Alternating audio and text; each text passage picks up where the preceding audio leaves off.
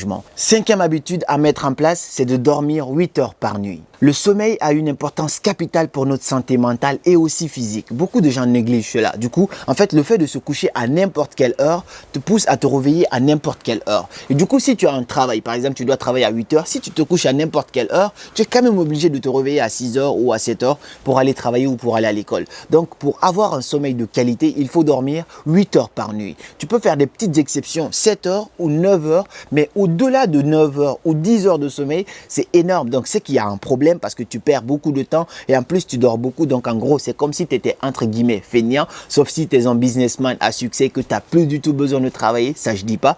Mais si par contre, tu dors énormément, c'est qu'il y a un problème, comme on l'a vu dans l'autre de mes vidéos. Et si tu dors très peu aussi, ça a des conséquences qui vont se répercuter sur ta santé mentale et physique. Je connais un gars que j'ai rencontré sur cette île, peut-être qu'il voit cette vidéo d'ailleurs. Il travaille énormément. À lui seul, il cumule 3 boulots. En gros, il ne dort que 4 heures par nuit. Il me dit que ça lui suffit, mais on est tous d'accord que ça ne suffit pas. C'est juste qu'aujourd'hui, il ne se rend pas compte. Moi, c'est ce que je lui ai dit. À long terme, ça va commencer à avoir des répercussions et tu vas commencer à avoir de graves maux de tête. Et le secret pour pouvoir dormir 8 heures par nuit, c'est de pouvoir se coucher tôt. Donc, te coucher entre 22 heures et 23 heures, c'est vraiment raisonnable pour pouvoir avoir un sommeil de qualité. La 6e habitude que tu peux